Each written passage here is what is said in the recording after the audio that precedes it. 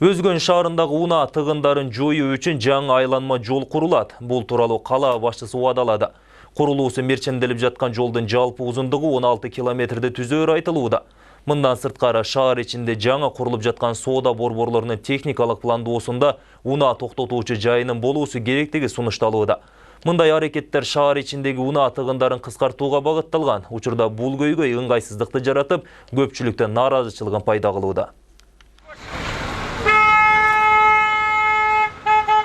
Өзгөн шаарын так ортосунан кесип өтүүчү Ош-Бишкек унаа жолунда мындай автотыгындардын болуусу көнүмүш адатка айланган.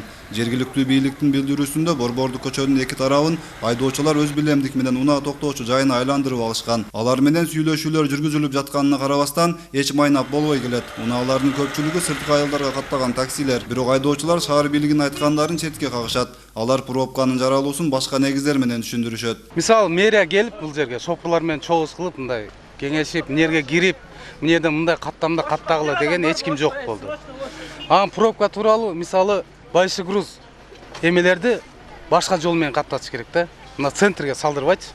Ошондо эле пробканын хотя бы 50% чечилет да. Мен ого кошула албайм. Гаилердин күнөөсү. Мына жерде мына эки чекесин карачы тургандарын стоянка кылып алышкан. Как положено акча алат бул жерден. Мэрияны караш керек. Мэрия деген бар, өкмөт деген бар. Келип эки чекесине коюп стоянка кылып алсаң, каякта грузовой? Грузовой өлүп калбайбы бул жерде мына пробкада? Ал ортодо шаар ичинде жол кайгуул кызматкерлери пайда болушту. Алар Борбордук көчөнү токтоп турган унаалардан тазалай баштады. Буга чейин катталбаган бул көрүнүш кала тургундарын таң калтырды. Бирок айтылган сөздөргө аталган кызматтын башчысы каршы пикирде. Айтымында бул багытта күн сайын тазалоо иштери жүргүзүлүп турат экен. Эртең мененки развод эртең менен саат 7:30 жумуш башталат. Ошол убакта бул жерге жанагы соодагерлер, жанагы ошондой эле өзүнүн базарга келген айдоочулардын арасында түшүндүрүү иштерди жүргүзүп жатабыз. Негизги себеби биздин айдоочулардын өзүнүн ушул жол эрежесин билбегендиктен болуп жатат да. Себеби дегенде жолдун четинде атайын жол белгилери токтоого мүмкүн эмес деген жол белгилери турат.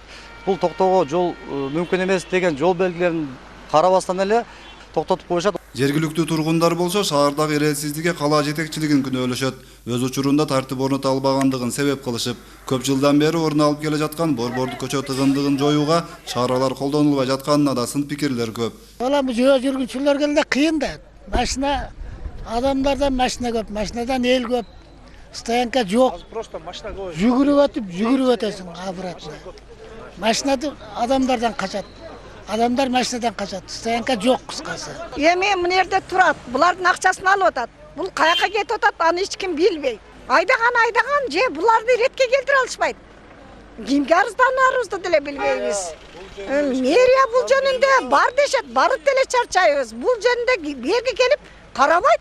Ал эми Өзгөн шаарынын мэри бул суроого өзүнүн жаңы келгени менен түшүндүрөт. Алдыдагы иш планында бул сыяктуу бир топ долбоорлор бар экенин да божурай салды. Унаа тыгындыгынан арылуу үчүн айланма жол куруу иштери да ойлонуштурулуп жатыптыр. Айланма жол курулуу боюнча кече жакында биз мына 2015-жылды жыл башында Минтранстан өкүлчүлөр келди. Проект дайынданыш боюнча биз кол койдук. Айланма жол Кудай кааласа проекттер бүтүп калса 2016-дан башталат. Айланма жол бүткүнчө карап отурбастан биз Өзгөн шаарда, шаар мэрияда ушундай иш-чаралар кабыл алганбыз. Өзүбүз ички көчөлөрдү, ыңгайлуу шарттар түзүп берип, ички көчөлөрдү жакшырып асфальт кылуу, ошондой эле бир жаңы көчөнү ачуу. Өткүрбек Рахманов, Рыспек Жумабаев, 7 канал.